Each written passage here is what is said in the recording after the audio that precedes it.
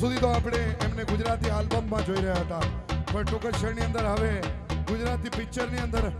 Hero તરીકે આપણા આહિર સમાજનો ગૌરવ વધારે છે એવા પરેશભાઈ આહિર ઉપસ્થિત છે, એટલે ખાસ એમની ઉપસ્થિતિ માટે એક સુંદર મજાનો સોંગ.